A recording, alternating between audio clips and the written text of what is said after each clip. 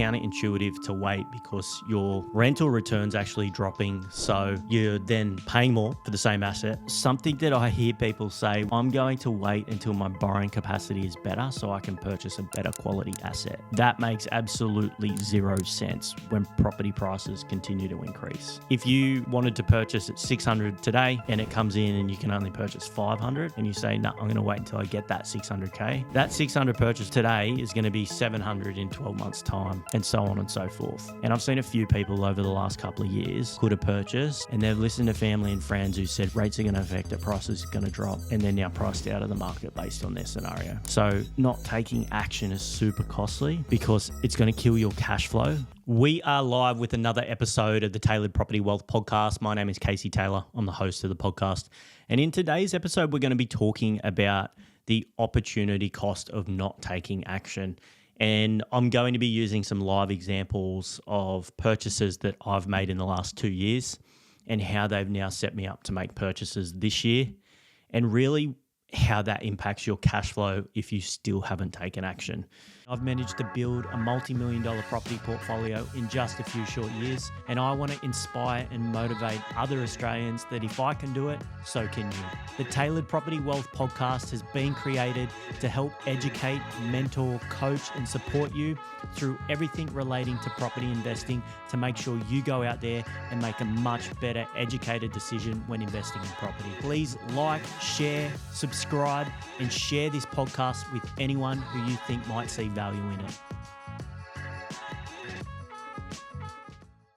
Everyone at the moment, well, not everyone, but there is a lot of people that are sitting on their hands waiting for rates to drop. But when you have capital growth outstripping rental income growth, your gross yield naturally drops. So it's counterintuitive to wait because your rental return's actually dropping. So you're then paying more for the same asset, and then you're not getting the same income. So let's get into it. I'll pop up some of the details that I'm going through today as well, so you can watch along on the screen, see what everything looks like. So yeah, cool. I made a purchase so I got it under contract late 2022, and then I pushed the settlement out because the rent was lower in a fixed period, so it didn't settle until early in 2023. I think it was Feb. So that purchase was an off-market purchase for $500,000. Now, at the time of the purchase, as I mentioned, the rental income was quite low. I think it was $410 per week, and I think it was fixed till May. So it was a 4.26% gross yield.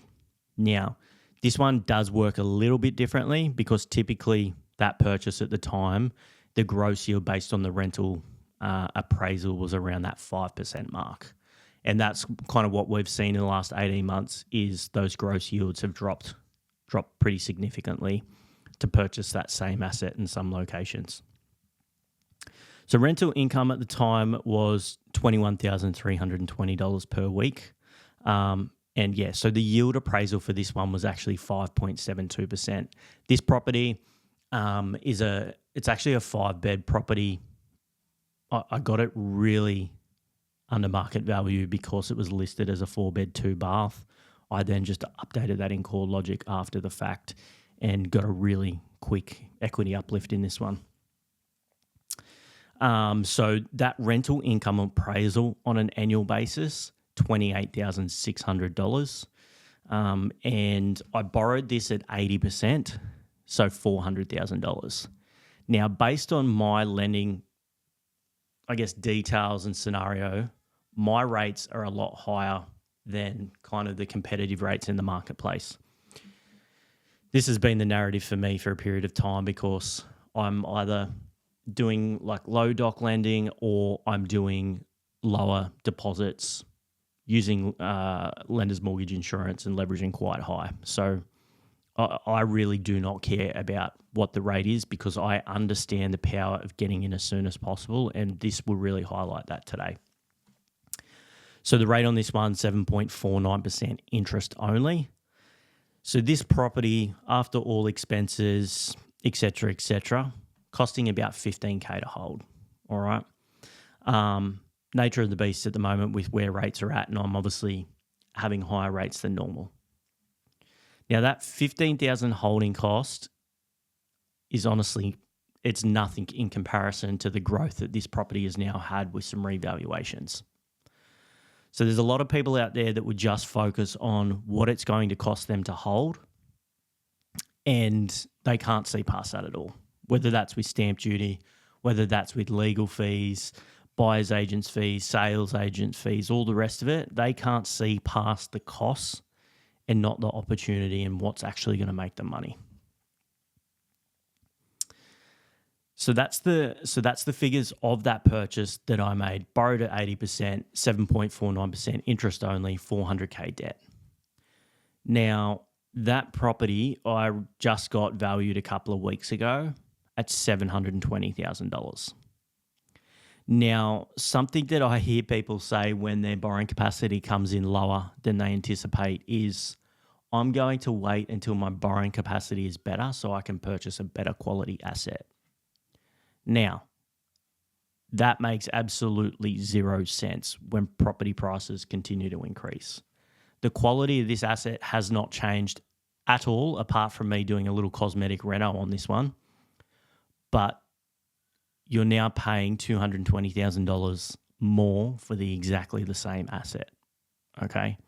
So if you wanted to purchase at 600 today and it comes in and you can only purchase 500 and you say, no, I'm going to wait until I get that 600K, that 600 purchase today is going to be 700 in 12 months time, and so on and so forth.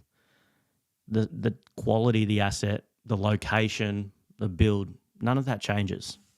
So just really remember that.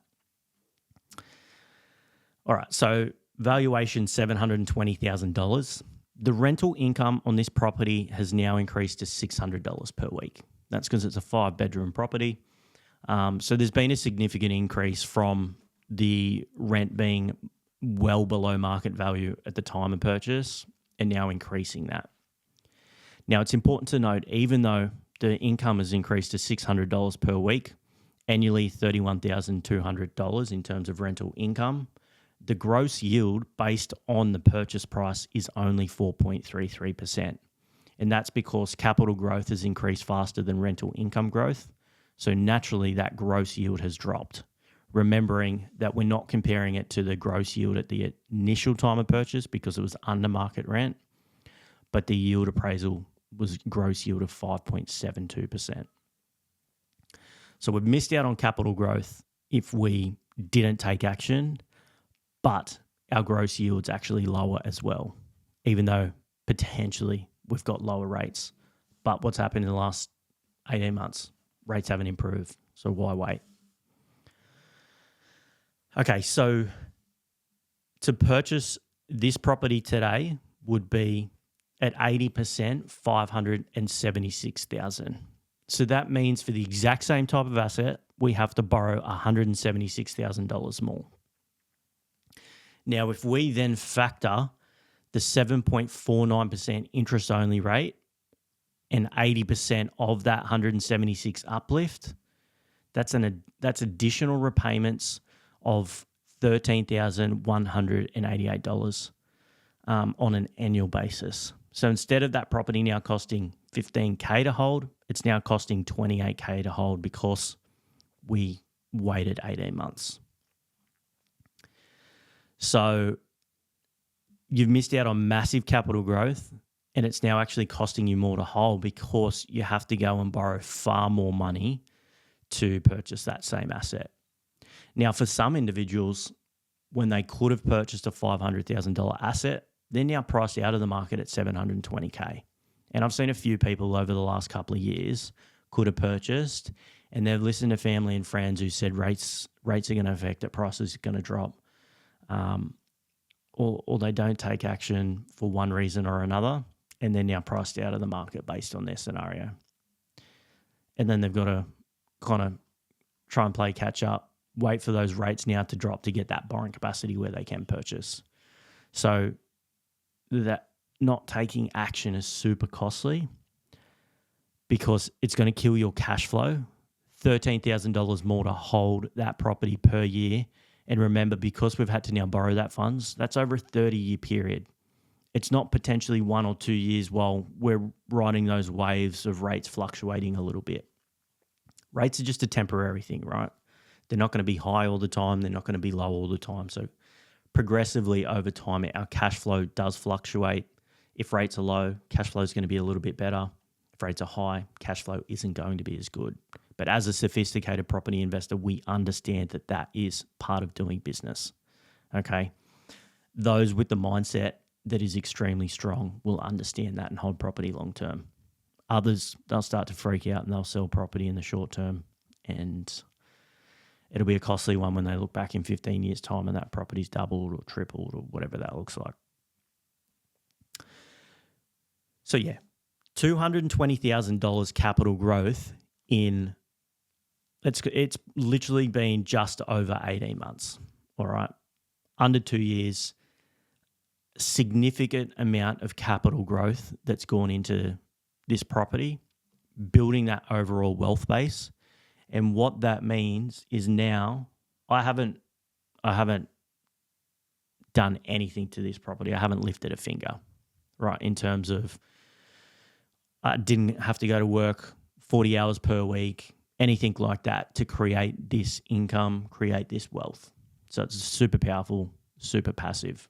And now what I'm able to do is, and I have done this year, is with that capital growth we've made, we've got excess equity that's now available that we can access, pull that out, and use it as a deposit on another purchase. So what I then did, I accessed that equity and I went and got a pre-approval for $650,000. Okay. This was $650K purchase in Queensland with a 20% deposit, I should say. That is $130,000. Stamp duty for the purchase, $25,000, and then all associated costs, another $20K. Makes that a total of $175,000 to get into another purchase. So with that additional capital growth, we're now able to set ourselves up for deposit plus costs on that next purchase. Thank you for listening to this episode of the Tailored Property Wealth Podcast. I hope you're learning lots and getting lots of value out of this episode. If you want to discuss the opportunity of working with us here at Tailored Property Wealth, jump across to the website www.tailoredpropertywealth.com.au, complete the contact form, let us know that you're listening to the Tailored Property Wealth Podcast, and let's reach out, let's have a chat and see how we can help you execute on your property goals. Then we can go out, we can make that purchase at $650,000. And what is really powerful is what that just additional purchase that we can make will look like over a 15-year period. So if we didn't purchase 18 months ago, we wouldn't have got that capital growth, right, to be able to make a purchase now. So not only are you missing out on capital growth on that first purchase, but you're missing out on the second purchase. But if we look at that $650,000 asset that we purchased today, now in 15 years' time, assuming a conservative 5% on average capital growth rate, that $650,000 purchase is now going to be $1.35 million. So we've been able to then create a massive amount of wealth just in that new purchase, and that's not even considering that one we made 18 months ago. So because we have taken action in the last 2 years, it's set ourselves up to make another purchase now, and that purchase now, that compounding effect on the larger wealth base is extremely powerful stuff. Okay? So if you're trying to save 10K on repayments, right, because rates are going to improve slightly, you've said, okay, I'll wait and save 10K, but I'm happy to miss out on $176,000 worth of capital growth. And I should say that that is $176,000 of equity we can borrow. $220,000 of capital growth. All right. So it's just really, really important stuff to remember. Sitting on your hands is costing you far more. Not taking that risk, it's costing you. You got to understand that. And then what's going to happen in another 12, 18 months' time is this $650,000 purchase is probably going to be looking like $800,000, if not more. Leverage that equity out of that property and go again and again and again. And that really is the power of building a property portfolio fast. If you can understand the power of equity, you can build a property portfolio extremely quickly. This does rely on purchasing the property correctly, not purchasing in a shitty location, maybe in your hometown, down the street, where it sits flat for a period of time and does nothing, because the results are going to be different. Or if you're just chasing a high-yielding property that doesn't get any capital growth. This is reliant on making sure you are getting in those areas primed for growth, because capital growth is going to be the most powerful thing to let you build a property portfolio fast. Okay. So just in summation, because I dicked a few of those figures up, purchased 18 months ago, $500,000, and that property is now worth $220,000 more. We can then leverage 80% of the growth in that asset, so $176,000 in additional borrowings at 80% of that 220 growth. And then for that $650K purchase, it comes in at $175K. So we didn't have to slog away, saving, putting money away every single week to save up for that new deposit. We just let beautiful time do its thing in that area prime for growth, and now able to go and purchase another asset. That is the power of capital growth. I cannot stress it enough. You don't get these same results if you aren't purchasing a shitty location. So if you do not understand supply and demand, and you don't understand the metrics for that pressure cooker for growth, you need to go and you need to leverage a professional to get this right, because you simply won't get the results if you're just flopping around purchasing here, there. Some people do this all the time. They go and think that they can do it themselves, and they've got an asset that has done nothing for a long period of time, and then they think property investing doesn't work when it does, when done right. Anyway, that is the episode for today, guys. The opportunity cost of not taking action. If you're sitting on your hands, it's going to cost you cash flow long term, not just in the short term over a couple of year period as cash flow fluctuates and rates fluctuate. But you're also missing out on massive capital growth, okay?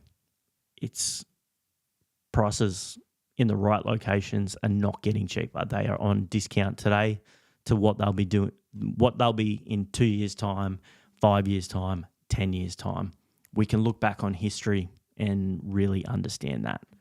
Property prices continue to increase. As per CoreLogic, in 2022, houses in metro locations have increased over the last 30 years 453%. All you got to do is buy property and you got to hold for 20, 30 years. So if you can do that at the age of 25 or 30 and you can hold at 60, you're going to have an asset that has dramatically increased in value. But if you're aggressive or if you purchase those couple of properties, how powerful will that be to your wealth base, your financial future, and then being in that position where you don't have to go to work 5 days a week, slogging it out. You can spend more time with your family, spend more time with your friends, do things you enjoy, focus on your health, all the rest of it. It's so powerful. Anyway, thanks for listening, guys. Have a wonderful week and see you on the next episode. Thank you for listening to this episode of the podcast. If you don't already, make sure you follow us across all of our social platforms. That can be Instagram, YouTube, LinkedIn, Facebook. I wish you all the best out there on your property investing journey, and I hope each decision you make in purchasing more property gets you closer to your goal of financial freedom.